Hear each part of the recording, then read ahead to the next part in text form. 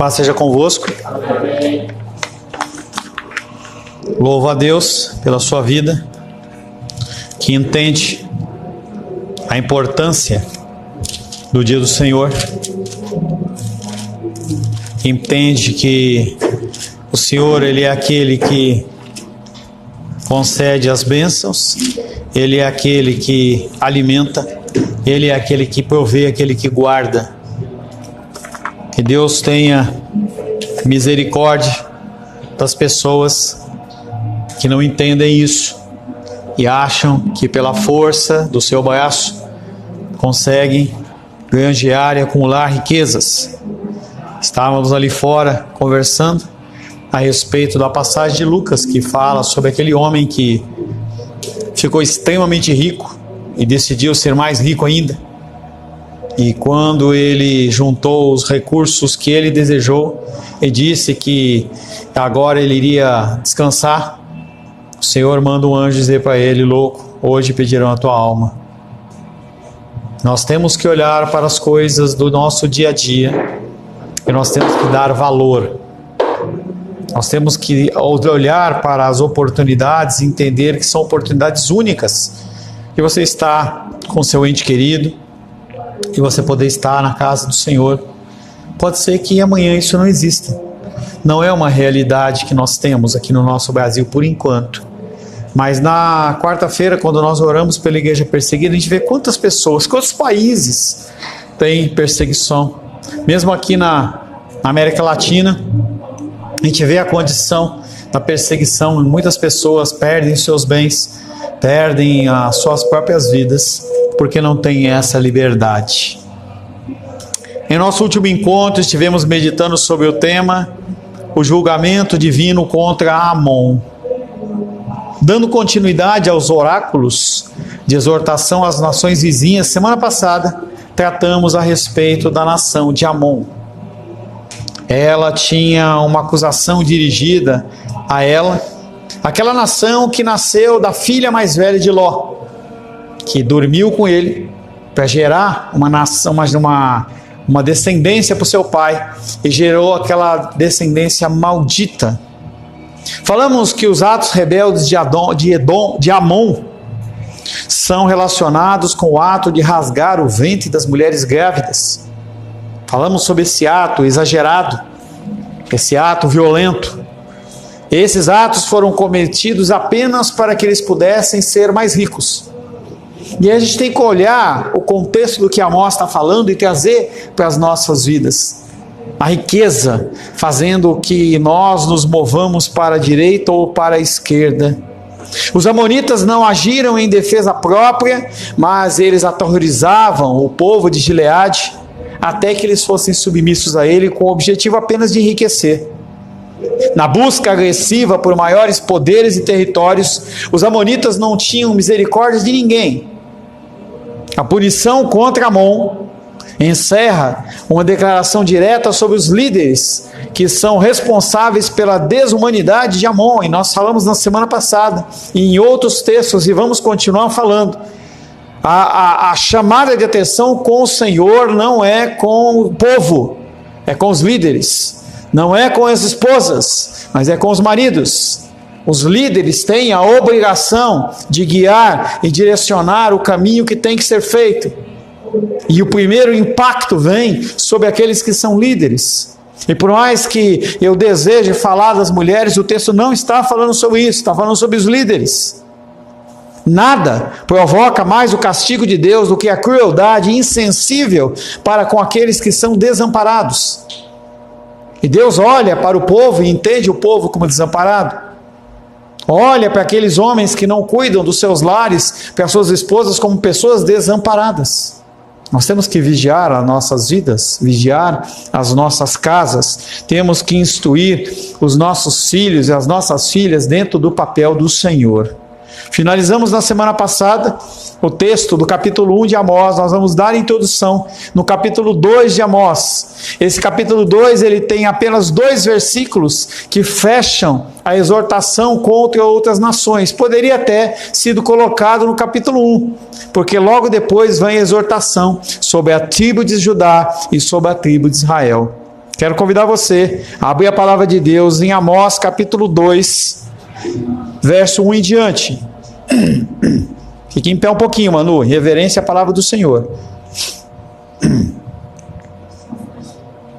Assim diz a palavra de Deus no livro de Amós, capítulo 2, verso 1 em diante. Assim diz o Senhor: por 3 transgressões de Moabe, por 4, não sustarei o castigo, porque queimou os ossos do rei de Edom, até os reduzir a cal. Por isso, meterei fogo a Moabe, fogo que consumirá os castelos de Queriote. Moabe morrerá entre grande estrondo, alarido e som de trombeta. Eliminarei o juiz no meio dele, e todos os seus príncipes com ele matarei, diz o Senhor. Senhor, louvamos o teu nome, agradecemos, Pai querido, pela tua santa e bendita palavra que foi lida. Pedimos, Pai, que o teu Espírito Santo aplique essa palavra que foi escrita há milhares de anos atrás para o nosso contexto de vida de uma forma individual. Peço que o Senhor possa me instruir, me capacitar, Pai, a falar e trazer uma mensagem santa aos nossos corações. Oro em nome de Jesus. Amém. Podem se assentar em nome de Jesus.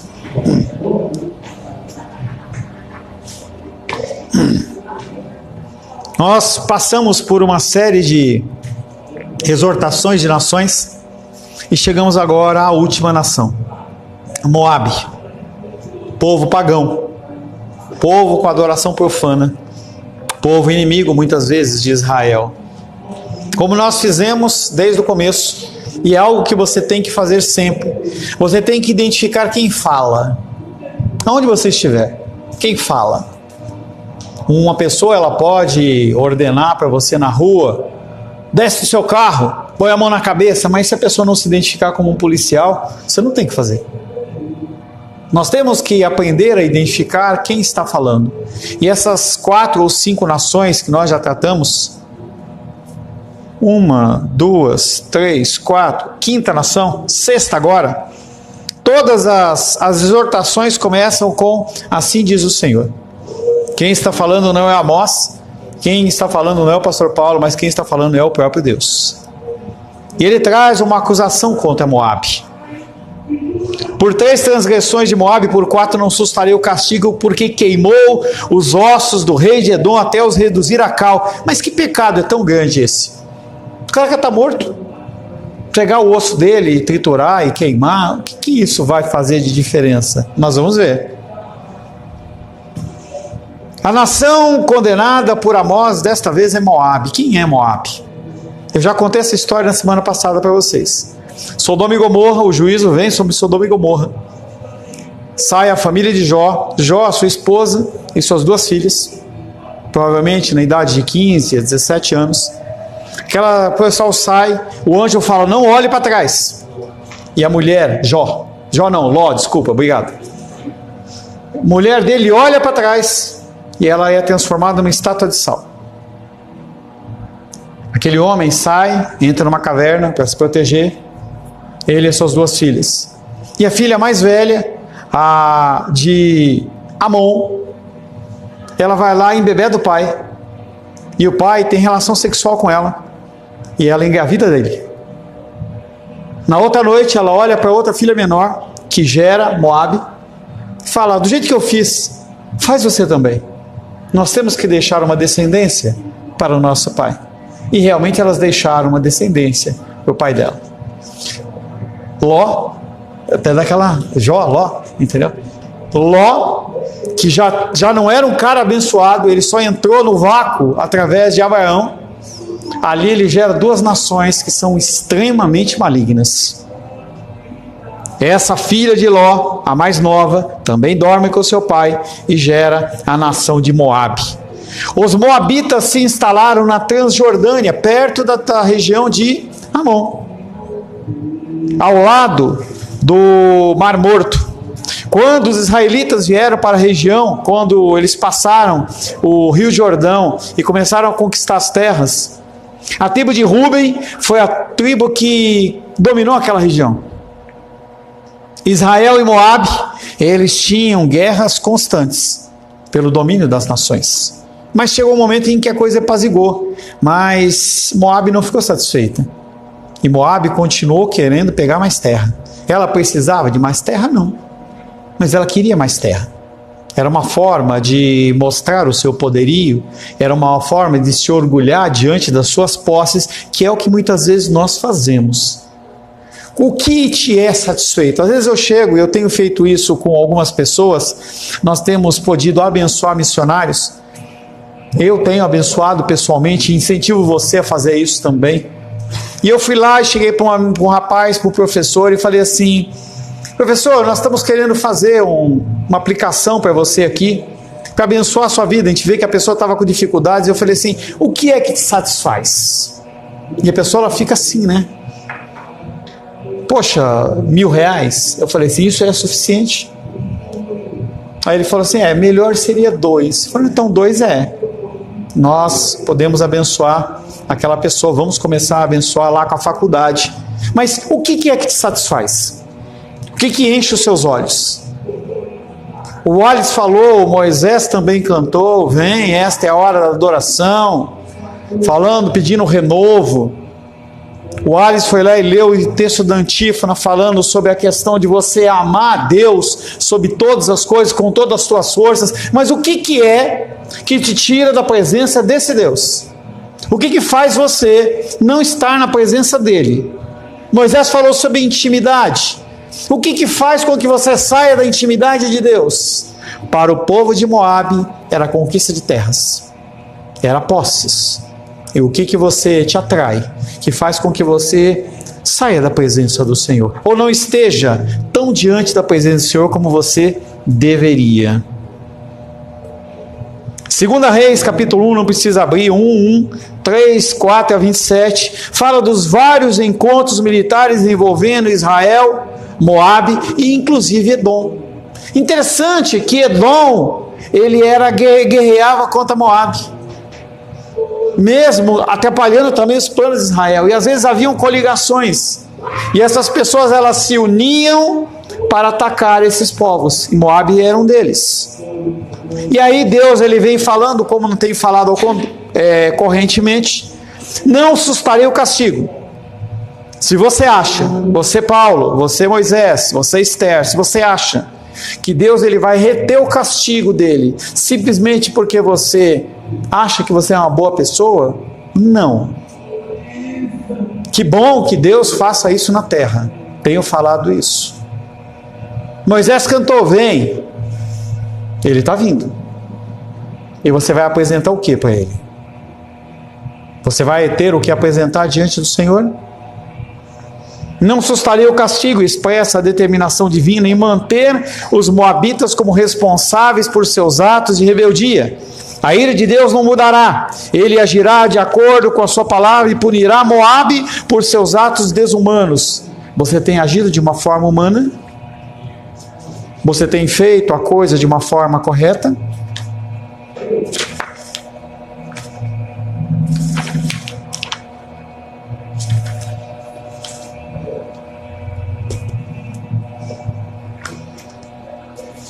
Amós e seus ouvintes ouvem esta crueldade e apoiam isso. É um costume que nós temos de olharmos para situações que as pessoas elas estão sendo julgadas e nós falarmos, ok. É algo que a gente tem falado nos cultos. Parece que o juízo nunca vai chegar em nós. Parece que nós somos blindados. Tem em muitas igrejas essa expressão, né? Blinda. E aí você acha que essa blindagem ela não é furada por nada. Mesmo os carros que têm blindagem, dependendo do armamento, o armamento fura essa blindagem. E essa nossa blindagem? Que blindagem é essa? Será que essa blindagem é uma coisa importante? Será que essa blindagem é algo realmente que pode nos proteger? Esse povo de Moabe, ele não age em defesa própria, mas ele age a sangue frio.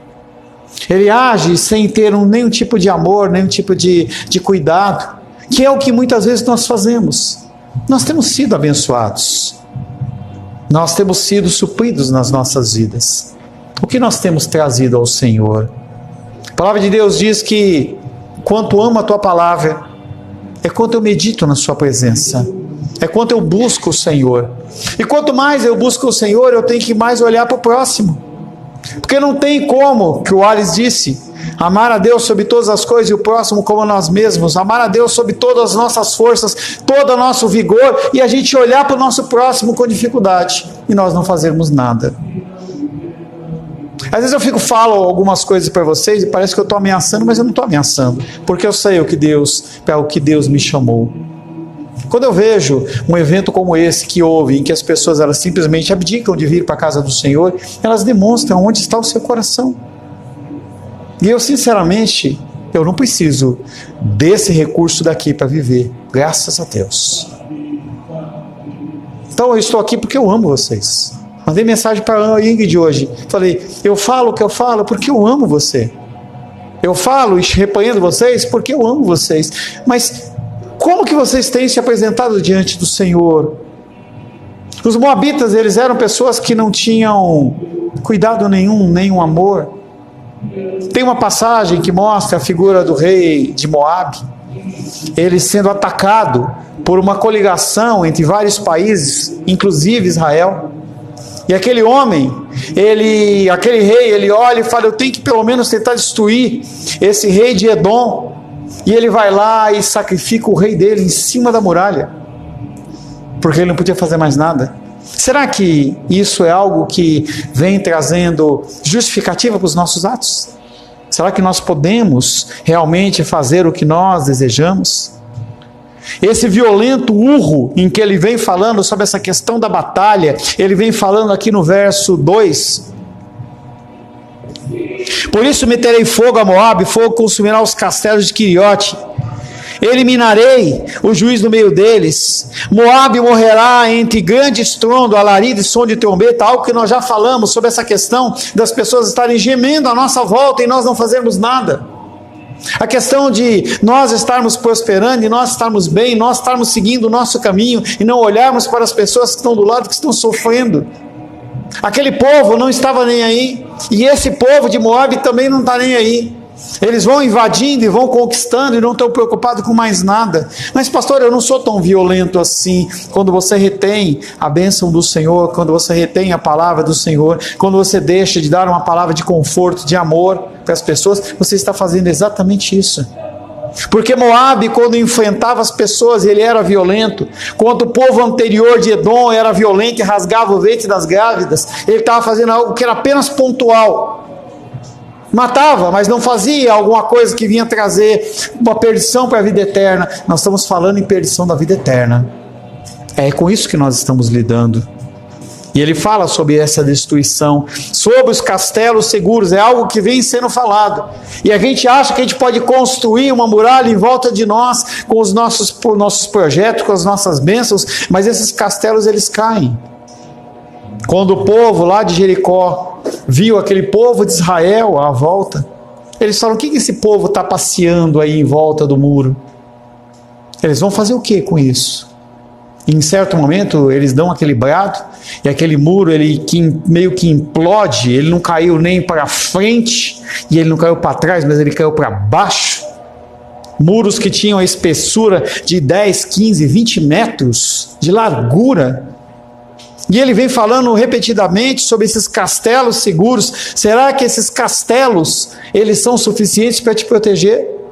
Se você puder ter um plano de saúde, tenha. Se você puder ter um seguro do teu carro, tenha. Se você puder ter um seguro da tua casa, tenha. Mas você acha que isso é o que segurança que te guarda? Será que é isso que te guarda? Será que é aí que você põe a sua confiança? Por isso meterei fogo a Moabe, fogo que consumirá os castelos de Queriote, castelos de pedra, que seriam consumidos com fogo. Imagina o poderio do poder de Deus para destruir pedra com fogo. Mas é isso que ele está falando. O alarido no dia da batalha é uma descrição do clamor daqueles que estiverem sendo atacados. Ou o som daquelas pessoas guerreando, levantando um grito de guerra, uhu, é a mesma coisa do capítulo anterior, do versículo anterior, ele vem trazendo também a mesma questão de Moabe. Aquelas pessoas elas se levantavam contra povos mais fracos e infringiam o temor, infringiam o medo. viviam numa forma de destruição em cima do medo. 2 Reis capítulo 3, versos 26 e 27.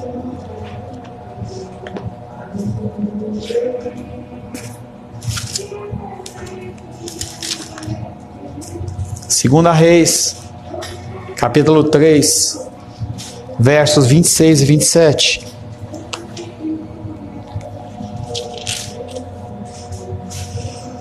Diz assim: vendo o rei de Moabe que a peleja prevalecia contra ele, tomou consigo 700 homens que arrancavam a espada para romperem contra o rei de Edom, porém não puderam. Então tomou a seu filho primogênito, não é o filho dele, é o filho do rei, que eles devem ter capturado de alguma maneira, que havia de reinar em seu lugar, e oferecer em holocausto sobre o muro, pelo que houve grande ira contra Israel. Por isso se retiraram dali e voltaram para sua própria terra. Uma coligação de Edom, Israel, eles vão contra Moabe. E aquele povo começa a lutar, e Moabe fala: eu não vou dar conta. Eu vou ter que pelo menos tentar atacar esse rei de Edom. Ele sai com 700 homens puxando a espada e não consegue avançar. E aquele homem fala: já que eu não consigo matar o rei de Edom, eu vou matar o filho dele. Ele sobe em cima da muralha lá, pega o filho e degola o filho na frente de todo mundo. E aquilo é um escândalo, porque havia um respeito mesmo em relação às atitudes dos reis. E aquele homem vai e faz isso. Ali o rei de Moabe e seus exércitos foram derrotados por essa coligação entre as tribos do norte de Israel, as tribos do sul e também o povo de Edom. Uma vez que não poderia enfrentar a coligação, o rei de Moabe determinou que pelo menos o rei de Edom não sairia ileso. E quando até isso se tornou impossível, ele de maneira selvagem tomou o filho de Edom e o matou publicamente. E a gente tem que entender que essa inimizade, ela existe das pessoas. As pessoas, elas definem as amizades delas, as inimizades, dependendo do bom humor. Então a pessoa, ela pode pisar na bola com você e você cria um rancor com aquela pessoa. Você cria uma inimizade em relação a isso. Mas será que é uma justificativa para esse homem fazer o que fez? Será que ele pode fazer simplesmente porque ele está invocado? Mas nós não fazemos a mesma coisa. Casais fazem isso. O homem está bravo com a mulher, não fala com ela. A mulher está brava com o homem, não fala com ele. Fica aquela guerra dentro do lar. Podemos até crer que num contexto de inimizade nós podemos fazer algumas coisas ruins. Moabe tinha muitas coisas a acertar com Edom, mas o espírito vingativo que ele tinha contra aquele povo era tal que não poderia ser acertado em vida. Aí na sequência o que ele faz? Ele vai lá e pega os ossos do rei e queima, invade a sepultura. Para nós, dentro do nosso conceito dos nossos dias, pode não ser nada.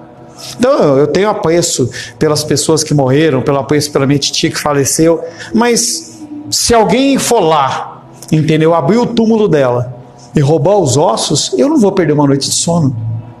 Vou ficar chateado, vou ficar triste, mas eu não vou ficar desesperado. Mas para aquele povo de Israel, a coisa era diferente. Para aquele povo daquela época, essa ação era uma ação de profanar. A gente vê isso em relação a algumas culturas, como por exemplo, em índios, regiões indígenas, em que as pessoas começam a construir cidades. Filmes de terror são feitos dessa forma, em que a pessoa, ela vai lá, invade o cemitério, e aí daqui a pouco começa a aparecer aqueles demônios, aqueles esqueletos lá, porque é considerado um terreno santo, um terreno separado. Não é algo para você construir em cima, não é algo para você fazer o que você quiser, colocar um parque de diversão. E o povo ali, aquele povo sabia disso, mas Moabe, ele passa por cima dessa condição, e além de matar o filho do rei, ele também invade, pega os ossos dele, queima o corpo dele, queima aquela condição toda, para queimar os ossos, mostrando a sua indignação. O ódio, ele é assim. O ódio, ele cresce. A indignação nossa, ela cresce. O meu mal-estar em relação às pessoas, ele cresce. Se eu não resolvo, isso cresce. É por isso que eu sempre trago a vocês: vamos sentar e vamos conversar. Não é que vocês não tenham condição de conversar, mas eu sei que a amargura, ela cresce no coração, e às vezes você não consegue mais lidar com ela. Casais, eles finalizam os seus relacionamentos porque eles vão deixando passar. E chega um momento em que não consegue-se mais lidar com aquilo. O ódio, ele é assim. Ele envenena o coração muito mais do que fere o outro. Quando você odeia alguém, esse ódio ele faz muito mais mal a você do que ao outro. Você pode armar ciladas, mas aquele que te consome. Você olhar para a pessoa te indigna. Você estar junto da pessoa te faz mal. É exatamente o problema de Moabe, é exatamente o problema de muitas dessas nações que nós trouxemos como exortação. O ódio é assim, ele envenena o coração muito mais do que fere aquele por quem se odeia. Quanto a Moabe, Amós nos ensinou como pensar sobre o passado. Um passado que ele não deve ser usado para definir o futuro, mas deve ser usado para moldar, entender o seu jeito de agir no presente. Nosso presente ele tem que ser diferente do nosso passado. O passado serve para você olhar para ele e não voltar a fazer, que é o que nós falamos hoje pela manhã. Quando você é renovado no seu espírito, você recebe um dom de arrependimento. É eu olhar para o meu passado e falar, não vou fazer mais isso. Isso é ruim, isso traz malefícios, isso não é bendito, isso não é agradável ao Senhor. Amós nos ensinou como pensar sobre o passado. E podemos assim falar sobre o último princípio de conduta que ele vem citando, um após um, nação após nação, que é a renúncia à vingança. Não vingue, não se vingue dos outros. As pessoas elas vão te maltratar. As pessoas elas vão dar o balão em você. Financeiramente, emocionalmente. Nós confiamos nas pessoas e as pessoas nos traem. E isso é doloroso, mas não nos cabe esta vingança.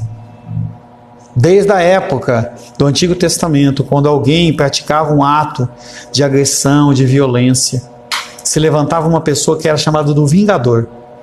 E aquele que tinha cometido a violência, ele era condenado a estar numa cidade de refúgio, até que aquele sacerdote morresse. Era a punição dele. Era como se ele fizesse numa prisão a portas abertas, em que ele não podia sair daquela circunvizinhança. Se ele saísse e o vingador o alcançasse, tinha direito a matá-lo. O nosso vingador é o Senhor. O vingador de Moabe são eles mesmos.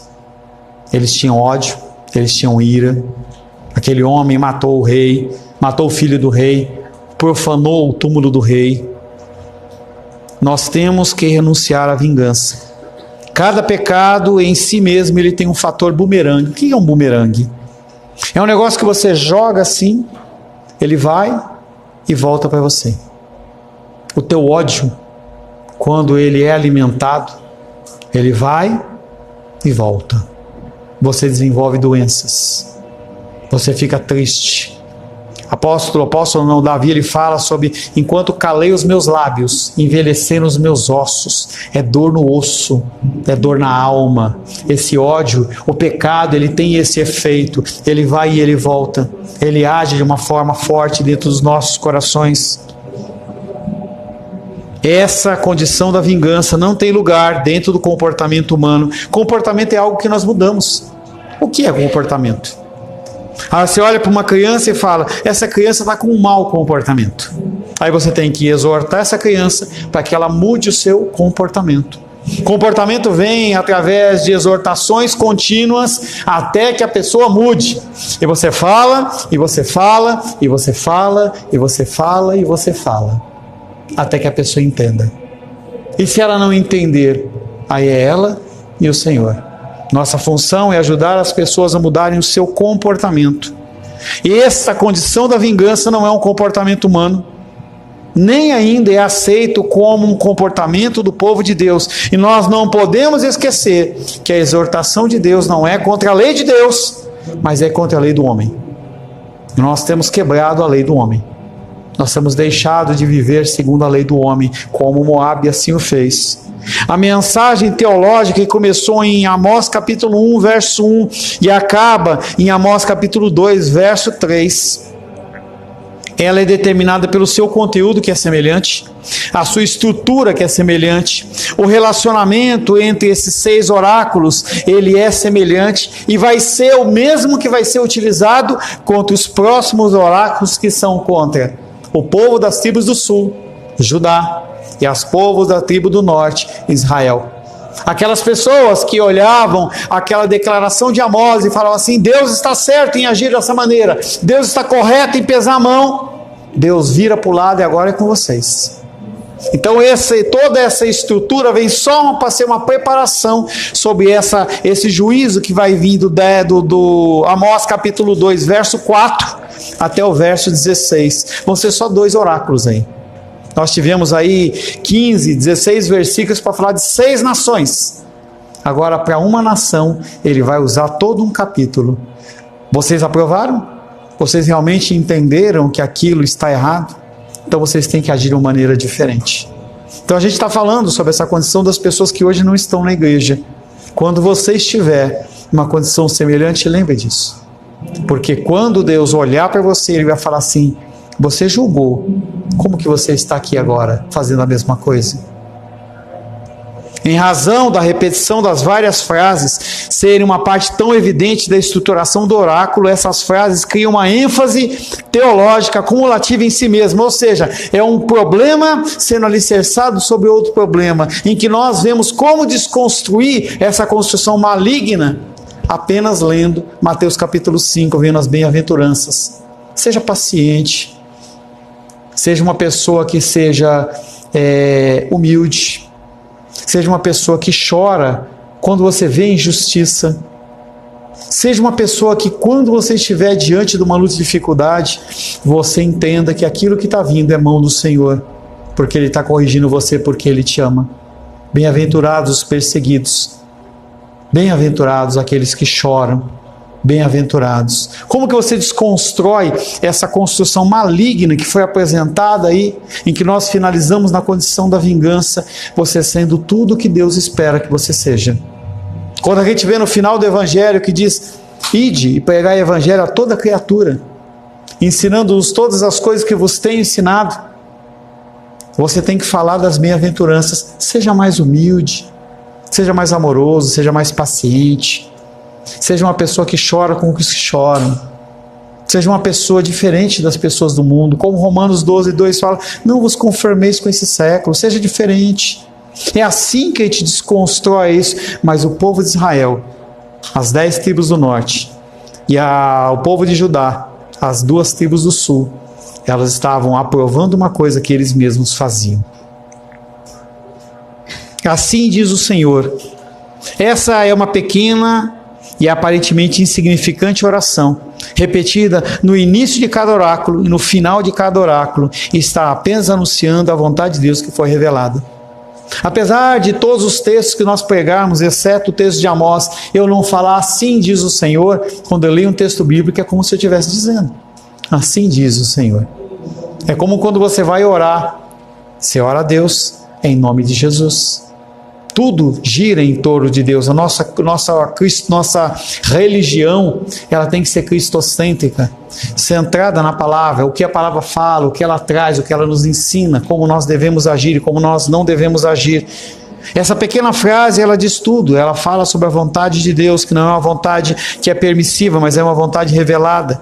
Esse processo de comunicação, ele requer um relacionamento, a intimidade que Moisés falou, um relacionamento entre Deus e o homem, para que nós possamos entender o que Deus está falando. Se você é uma pessoa que vem à casa do Senhor, mas quando você chega na segunda-feira, você volta para a sua vida secular, que não tem nada necessariamente extremamente pecaminosa, mas se você não mantém um relacionamento com o Senhor, e você volta no domingo para você ouvir uma nova palavra, o que acontece é que você não consegue discernir o que Deus está falando.